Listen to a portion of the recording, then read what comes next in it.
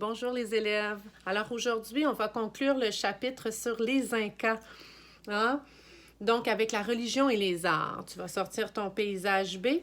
On va voir que même dans les arts, les Incas témoignent d'une certaine rigueur au niveau de leur travail. Ils fabriquaient beaucoup de poteries. Ils fabriquaient aussi, par exemple, des ornements, des bijoux, des objets cultes. Les métaux qu'ils employaient, c'était l'or, l'argent, le cuivre.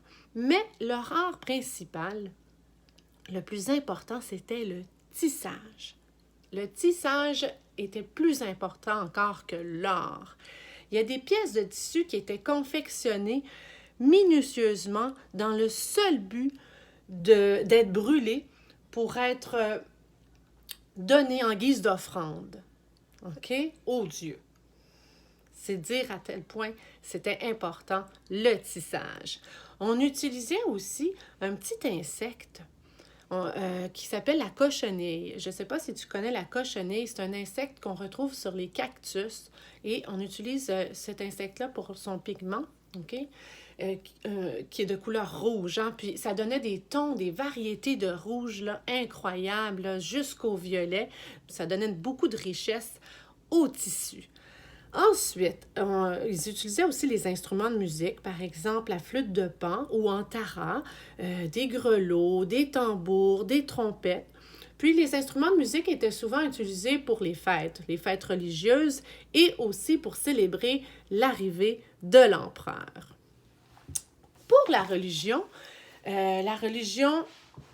c'était souvent, pour eux, c'était le culte du soleil, là, le créateur de l'univers, Dieu créateur, c'était Viracocha. Il y avait le culte du soleil avec Inti.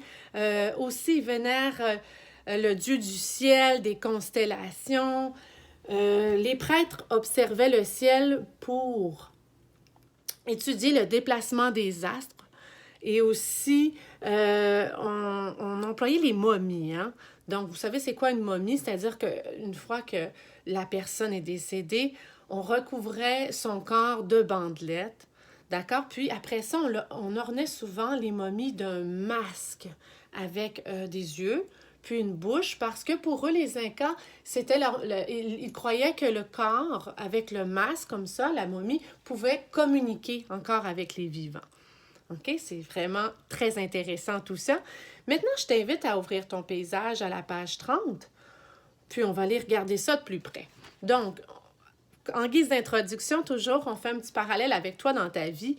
Tu dois me nommer 2 instruments de musique que tu connais, ensuite un objet d'art que tu connais, et tu dois me nommer 2 métaux souvent utilisés pour fabriquer des bijoux. Par exemple, l'argent. Et là, pourquoi utilise-t-on ces métaux? Donne une raison. L'argent, par exemple, pour les boucles d'oreilles, on va utiliser ce métaux-là parce que ça éloigne les bactéries. Exemple. Là, tu vas voir, il y a plein d'illustrations ici d'objets Incas.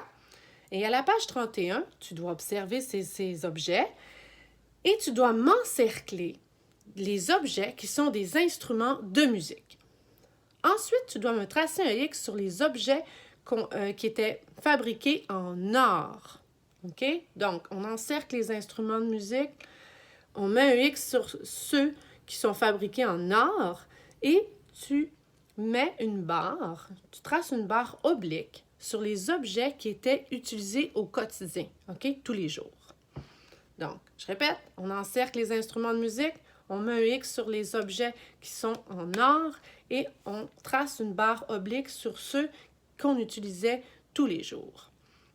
Numéro 2, tu dois observer le métier à tisser sur la page et tu dois me dire, selon toi, est-ce que c'était l'homme ou la femme qui utilisait le métier à tisser? Numéro 3, la momie. Une momie est un corps enveloppé dans des bandelettes de tissu. Observe bien celle qui est illustrée sur cette page. Pourquoi les Incas préparaient-ils des momies? Tu écris ta réponse personnelle. Selon toi, pourquoi ils préparaient des momies? Puis on va aller voir plus loin la raison, la véritable raison. Et vous voyez, hein, la momie est particulière parce qu'elle est en position assise. Page 32. Alors, les dieux Incas. Le dieu le plus important pour les Incas s'appelait Viracocha. Il était le créateur de l'univers. Les autres dieux étaient le dieu soleil, le dieu de la lune, le dieu des étoiles, le dieu du tonnerre, le dieu de la terre et le dieu de la mer. Les Incas donnaient des cadeaux à leurs dieux.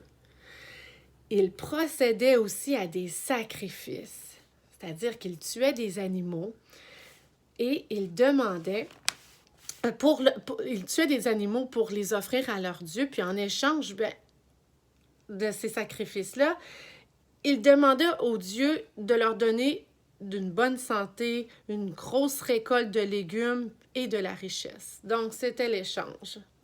On donne des animaux pour avoir comme cadeau de la santé, une bonne récolte de légumes et de la richesse. Les Incas avaient 150 jours de fêtes religieuses par année et la plus importante, c'était la fête qui célébrait l'arrivée de l'été. Probablement parce que, bon, on pouvait commencer à faire la culture, hein? Donc, la culture dans les jardins, des légumes et tout ça, on sait que c'était très important pour eux. On a appris la culture en terrasse, donc l'arrivée de l'été, pour eux, c'était très important parce qu'ils demandaient aussi aux dieux d'avoir des grosses récoltes. Donc, au numéro 1, dans le texte, les dieux Incas, tu dois souligner ce que les Incas demandaient à leurs dieux en échange des cadeaux et des sacrifices. C'était la phrase où on dit une bonne santé, des grosses récoltes de légumes et de la richesse. Le dieu soleil. Les Incas avaient un très grand respect pour le soleil. Selon eux, le soleil n'était pas seulement un astre, c'était un dieu. Ils l'appelaient Inti. Les empereurs incas croyaient qu'ils étaient les descendants. Pour cette raison, les habitants et les habitantes de l'Empire respectaient les empereurs autant que les dieux. Les momies. Les Incas étaient convaincus qu'après la mort, l'être humain continuait d'exister. Ils conservaient donc le corps des gens, particulièrement ceux des empereurs et des personnes riches, en les enveloppant dans un tissu. Le corps ainsi enveloppé s'appelait des momies. Les Incas les mettaient dans des grottes avec toutes sortes d'objets précieux. Selon eux, les morts avaient besoin de ces objets pour vivre dans l'autre vie. Donc, on leur mettait un masque pour qu'ils puissent continuer à communiquer avec les vivants, puis on leur laissait des objets précieux pour qu'ils puissent bien vivre dans l'autre vie. Spécial, hein? Numéro 2. Pourquoi les Incas s'occupaient-ils beaucoup de leurs morts? Donne la principale raison. Bien, on dit que les Incas étaient convaincus qu'après la mort, l'être humain continuait d'exister. Donc, pourquoi les Incas s'occupaient-ils beaucoup de leurs morts? Bien, parce qu'ils croyaient qu'il y avait une vie après la mort. Hein? Puis, on dit à la page 31, pourquoi les Incas préparaient-ils des momies? Bien, pour les conserver, hein? Pour conserver les corps des personnes mortes, décédées. À la page 33, les métaux précieux. Les Incas creusaient et exploitaient des mines. Ils extrayaient les métaux précieux comme l'or, l'argent ou le cuivre. Ils savaient comment faire fondre ces métaux et avec les métaux fondus, ils fabriquaient des outils, des œuvres d'art, comme des masques, des statuettes et des bijoux. Les bijoux étaient ornés de morceaux de pierres précieuses. Les Incas aimaient porter ces bijoux parce qu'ils symbolisaient la richesse. C'était surtout l'empereur et sa famille qui en portaient.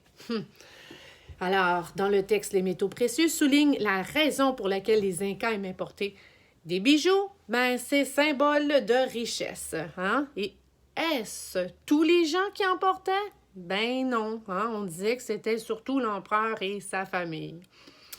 Une vie pleine de musique. Madame Geneviève serait bien malheureuse. Hein? Parce que moi, j'aime ça porter des bijoux. Les Incas possédaient plusieurs instruments de musique, comme des hochets, des sifflets, des tambourins et des flûtes de pan.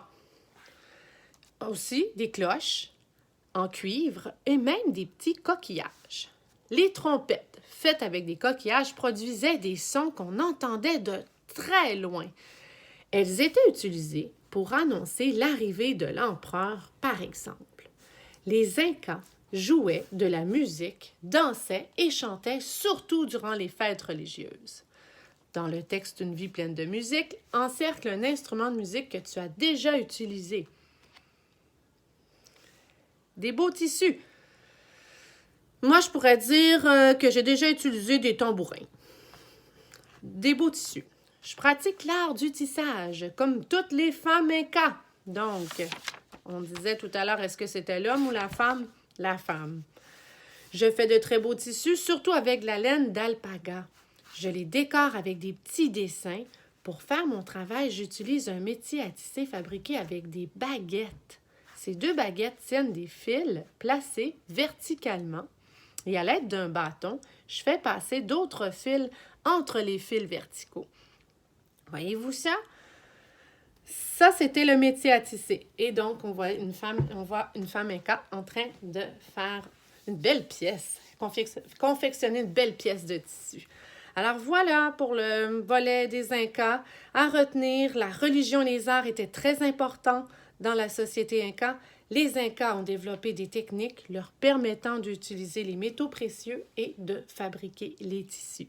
Alors, je te souhaite une bonne journée. Demain, petit quiz sur les Incas sur Zoom. Je t'envoie une invitation. Bye bye!